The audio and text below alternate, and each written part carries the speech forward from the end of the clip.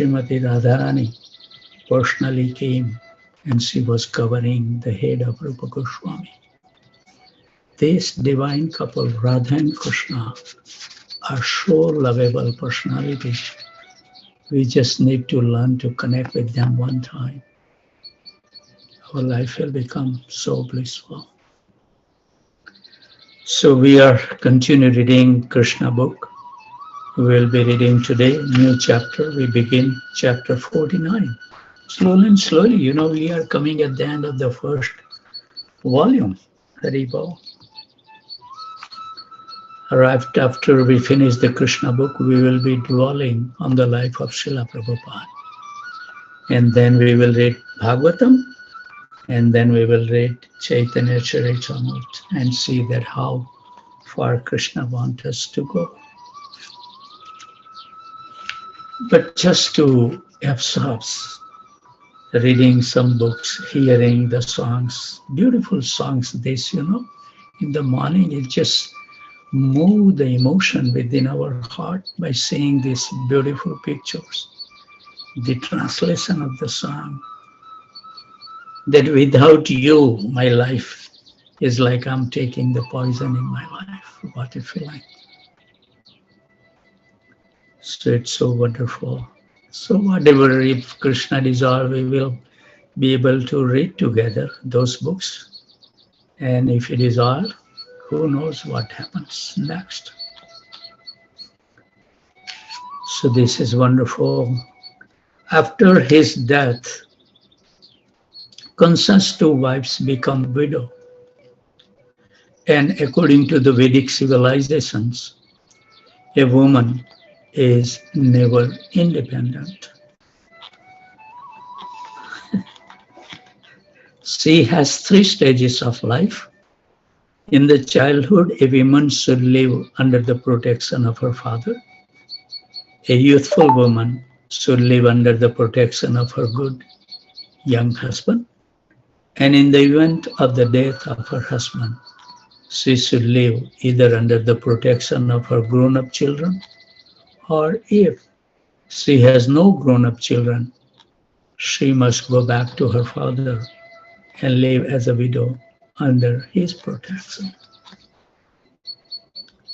It appeared that Kamsa had no grown-up sons, and after becoming widows, his wives returned to the shelter of their father. Kamsa had two queens. One was Asti and others Prapti. And both happened to be the daughters of King Jarasandha, the lord of the Bihar province, known in those days as Magdharaj. After reaching home, both queens explained their awkward position following Kamsa's death.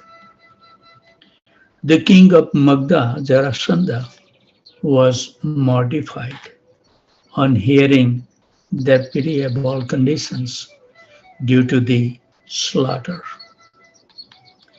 When informed of the death of Kamsa, Jarasandha decided on the spot. This demon, they are so active, passionate, they can't even think what need to be done. They will take so many things. So on the spot, he decided that he would rid the world of all the members of the Yadu dynasty. And he decided that since Krishna had killed Kamsa, the whole dynasty of the Yadu should be killed, not only one person. This is what the demoniac mentality works like that. It teaches us that we should never make the decisions right on the spot. We should always dwell then and then and pray for Krishna to give us the intelligence to make a right choice. My Guru Maharaj used to tell me that, in the life, how many times you have to make a decisions. Do you think that you have the intelligence to make the right decision every step of your life? And then he told me that take the shelter of the divine couple. They will give you the intelligence to make the decisions, even though we cannot make the decisions. So we have to be sincerely surrendering to the lotus feet of Krishna, and then we will be protected in all circumstances. He began to make extensive arrangement to attack the kingdom of Mathura. With his innumerable military phalanxes, consisted of many thousands of chariots, horses, elephants, and infantry soldiers, Jarasandha prepared 13 such military phalanxes in order to retaliate the death of Kamsa. Taking with him all his military strength, he attacked the capital of Yadu kings, Mathura, surrounding it from all directions. Sri Krishna, who appeared as an ordinary human being, saw the immense strength of Jarasandha. Always the evaluator of Krishna can see Antaryami what to say. But my Guru Maharaj also used to tell me that if you have to fight with someone, you have to know their strength, their weaknesses. Deliberate on this thing before you start fighting. Then and then you can have a chance to win in that battle. But these demons, they just because they are so proud of their strength that they always feel that they will be the winner. So the immense strength of the Jarasandha, which appeared as an ocean about to cover a beach at any moment. He also perceived that the inhabitants of Mathura were overwhelmed with fear, and Krishna doesn't like it. You know, when the devotees are in fearful situations, Krishna always comes to help them. But it depends how much we are taking shelter of him. Otherwise, we should live fearless life. Haribol. He began to think within himself about the situation of his mission as an incarnation and how to tackle the present situation before him. Even being a Supreme Personality Godhead, we see how much deliberation he does. It's so wonderful. We should always keep Krishna beside us. Haribol. His mission was to diminish the overburdened population of the whole world. Therefore, he took the opportunity of facing so many men, chariots, elephant, and horses. Otherwise, he's so kind. And even it says that it's not the real Krishna who's killing all those demons. It's Vasudev Krishna is killing everyone. Krishna is so wonderful personality. By his sweet will, everything happens. The military strength of the Jarasandha has appeared before him, and he decided to kill the entire force of Jarasandha. Why? So that they would not be able to go back and again recognize their military strength. He wants to teach them a lesson. While Lord Krishna was thinking in that way, two military chariots fully equipped with drivers, weapons, flag, and other implements arrived for him from outer space. Krishna saw the two chariots present before him and immediately addressed his attendant brother Balram, who is also known as Sankarsan. What did he request Sankarsan? Balram, my dear elder brother, you are the best among the Aryans. You are the Lord of the universe, and specifically, you are the protector of the Yadu dynasty. Haribol. The members of the Yadu dynasty sense great danger before the soldiers of the Jarasandha, and they are very much aggrieved. Just to give them protection, your chariot is also here, filled with military weapons. So I request you to sit down on your chariot and kill all these soldiers, the entire military strength of the enemy. Haribol. Naturally, both of us have descended on this earth just to annihilate such unnecessarily bellicose forces and to give protections to the pious devotees. That's his mission.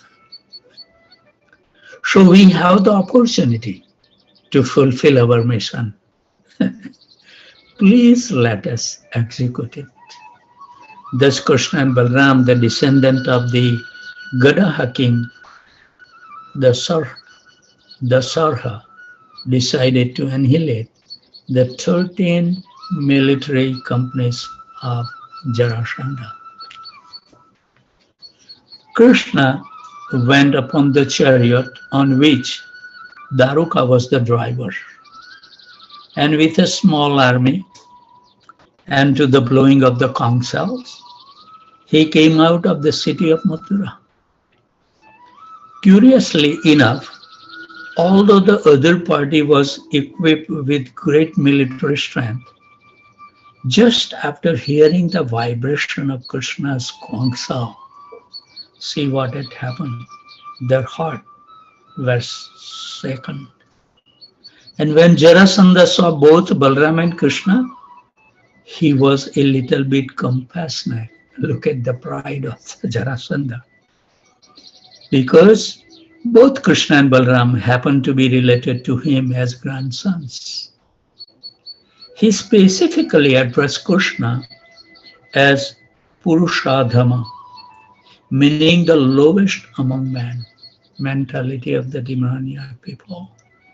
Actually, Krishna is known in all Vedic literature as Purushottam, the highest among men.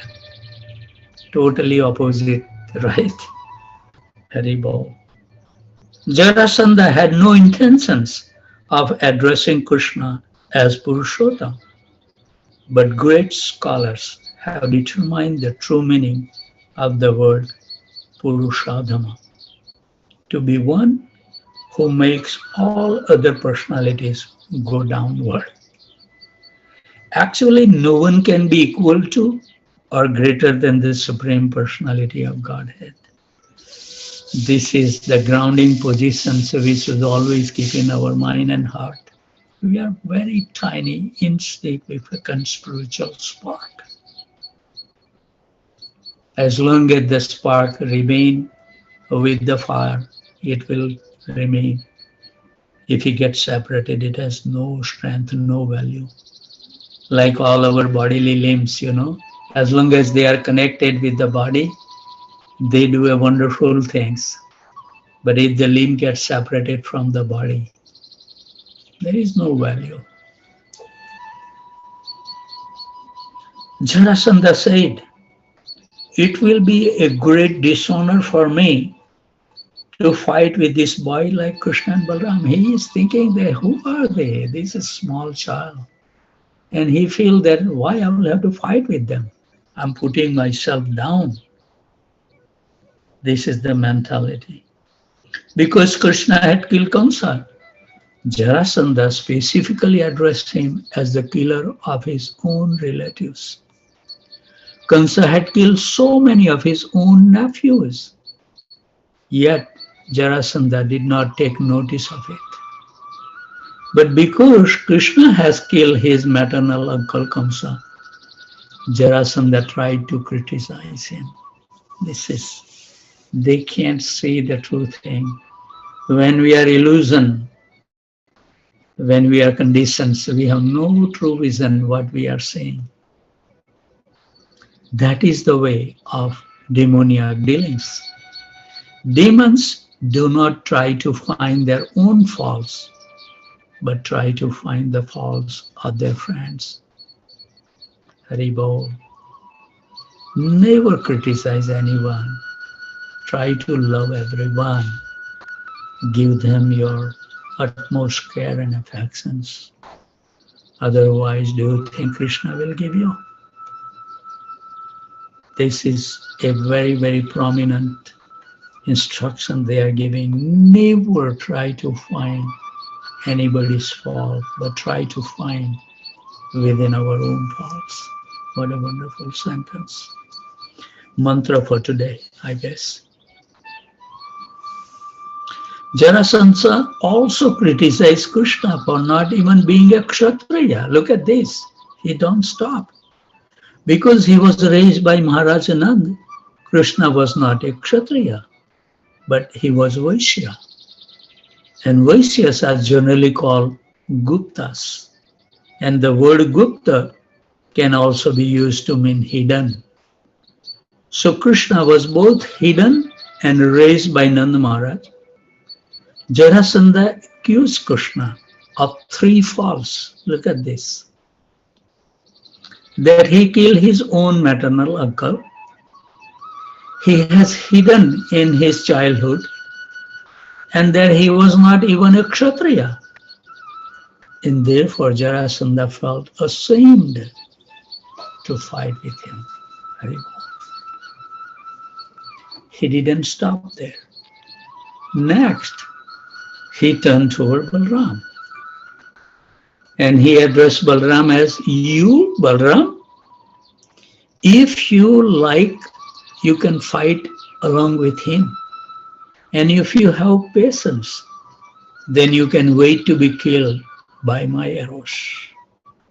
Thus, you can be promoted to the heaven. What a wording he is giving. Doesn't know his destiny. It is said in the Bhagavad Gita, the Kshatriya can become benefited in 2 ways. While fighting, if a Kshatriya gains victory in the fight, he enjoys the result of his victory. But even if he is killed in the fight, he is promoted to the heavenly kingdom. So Jarasandha is telling Balram. After hearing Jarasandha speak in that way, Krishna cannot remain silent. He answered, my dear Jarasandha, those who are heroes do not talk much. This is a very, very nice quality. You know, we should not talk too much. We should listen more. That's why we have 1 tongue and 2 ears that give us the proportion. When I talk like that, I remember one time I have said this story, but it's nice to repeat. One time I took Tamal Krishna Maharaj into this, what did they call? They worship the Granth, Arya Samaj. And somehow or other, his wife, the leader of the Arya Samaj, his wife got cancer. So one of their friends was the regular member of our temple. So they bring it and they said, please beg the mercy of Radha Nila Madhava. And they somehow or other introduced me. And so I was thinking that maybe it might be a wise trip to visit them. So I request my Guru Maharaj that, Gurudev, they have just come one time, but I think we should visit them in that situation. So Gurudev agreed. He said, whatever, yes, we can visit them. So when we went there, they have a son and a daughter. And son was asking all the questions one by one.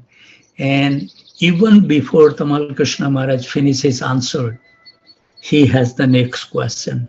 So what he was doing, he was not listening the answer. He was preparing what he hear to challenge next. So we went on for like a 30-35 minutes, and then we decided to leave. So when I sit in the car, first question Tamal Krishna Maharaj asked me, so Shyam Sundar, who do you think got benefited of my talk? And just before I answered that, the daughter, Tamal Krishna Maharaj told me, the daughter got the full benefit because she was just listening. but the sun was creating all kind of questions. So when we are in a class or we read these books, we should keep full concentration on the subject matter. Haribol. We should imbibe the film, how this Jarasandha is preparing and talking to Krishna and Balaram. You can wait to be killed by my arrows. Thus you can be promoted to him. I will read that. After hearing Jarasandha, Krishna answered, my dear King Jarasandha, those who are heroes do not talk much. Rather they show their prowess. Because you are talking much, it appears that you are assured of your death in this battle. You know, what is the frog? Frog one always, when it's rain, it's croak, croak, croak.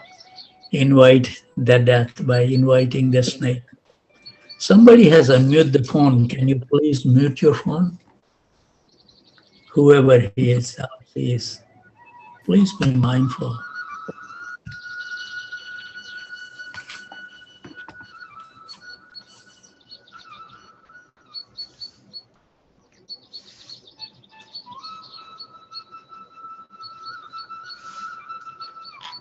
We do not care to hear you anymore because it is useless to hear the words of a person who is going to die or one who is very distressed. In order to fight with Krishna, Jarasandha surrounded him from all sides with great military strength. And the sun appeared covered by the cloudy air and dust. Similarly, Krishna, the Supreme Sun, was covered by the military strength of Jarasandha. Krishna's and Balaram's chariots were marked with pictures of Garuda and palm trees. The women of Mathura were all standing on the top of the houses and palaces and gates to see the wonderful fight. Because these Brajvasis, they have so much faith. So they just want to enjoy, relish the pastime of Krishna. They know the outcome. But when Krishna's chariot was surrounded by the Jarasandha's military forces, they become so frightened. This is the Yoga Maya is playing the trick, that some of them fainted. Krishna saw himself overwhelmed by the military strength of Jarasandha, and his small number of soldiers were being harassed by them. See, Krishna doesn't keep the large military, even he can collect a lot more than Jarasandha can. So he immediately took up his bow, named Shringa. He began to take his arrow from their case. I think we should stop here. It's 6:53. We should be punctual in our practices. So the devotees who has to perform their other duties, they are free to do so. With those thoughts, always remember following the first step. Why we are reading this? We are reading this because by hearing those pastimes, we should have also the complete faith in the words of Krishna. And we should always remain fearless in our life. You know, I was taking a walk, and that's the problem I have seen to walk on the street that I live, because all the devotees also take walk and they want to speak and associate, which I enjoyed. I want to spend time. So I was talking to a devotee, and he said, Prabhuji, other day you give that example of the ladder, that each mantra represents one step, was so profound. And he said, when I was giving a class, I don't know where he was giving a class, but he said, I repeat your instructions to everybody, and they were all happy to hear that. How important it is to utter each mantra so profoundly, like Prasanna Visakha Mata did today. So then I told him, that, Kadambakanan Swami, he gave a wonderful, every Maharaj has the unique mantras, just seed. And if you remember, it will remind us everything. So Kadambakanan Swami Maharaj was saying in the class that if you are on the roof of your house and somehow or other by any chance you are falling down, and when we are falling down, we will grab anything comes on your way. So he said that finally that person grabbed that gutter, strong gutter on the house. And Krishna was telling him, hey, do not worry. Don't hold on to this gutter. Come down. I'm here to catch you. And what the devotee says, that Krishna, please touch me, hold me. And when I feel that, yes, you are holding me, then I will release my hand. But this poor man cannot understand how long can you hold on to that gutter, man. One time will come, maybe half an hour, one day, 2 days. How long can you hold on to the gutter hanging? You have to come down. So Krishna says that, you come down. And he said, no, he wants to have assurance from Krishna. I want to see that you really is catching me, then I will really. This is our condition. We have no faith. We have no faith. Otherwise, why we will suffer in this material world? If we have complete faith, we change our directions. We are walking in the west, where we have to go in the east. So whatever we do, we have to change 100% if we are really wants to make a drastic change and make spiritual advancement. Because 90% of our activity is in the wrong direction. So if you make that decision, only 10% you will make a mistake, but 90% will bring you a success. Do opposite what we do. So with those thoughts, always remain happy, jubilant, and totally fearless. And whoever you come across, give them a kind word that their life can also change and they become fearless. That's the duty. That's the job we need to do. Make people happy. So with those thoughts, I would like to offer my humble obeisances at the desk of these wonderful Vaishnavas and Vaishnavis who take so much austerity. Look at the chanting of, Prasanna Visakha Mataji's consistence. Same voice, same speed, no missing of any, complete pronunciation. So nice to be in association with these wonderful devotees. Wake up early and join more and more, spend more time with them. I really relish their association. So we would like to offer the humble obeisances at the Lotus Feet who joined from Connecticut, New Hampshire, Arona, Illinois, New York, New Jersey, Carbondale, Virginia, Boston, Boise, Atlanta, Phoenix, Tempe, Austin, College Station, San Jose, Portland, Dallas, Detroit, Chicago, Naperville, Philadelphia, Charlotte, Baltimore, Baton Rouge, Alachua, Orlando, Jacksonville, Ohio, St. Louis, Loganville, Georgia, San Diego, Alaska, Maine, Ottawa, New Orleans, Laguna Beach, Vancouver, Toronto, Calcutta, New Delhi, Houston, and Fresno. Vanchakalpatarubhasya Pipa Sindhu Bhayavacha Patitanam Pavanebhyo Vaishnavebhyo Namo Namaha. So yesterday also we get together. They always invite me to read. So we are reading the Gopal Champu by Kavi.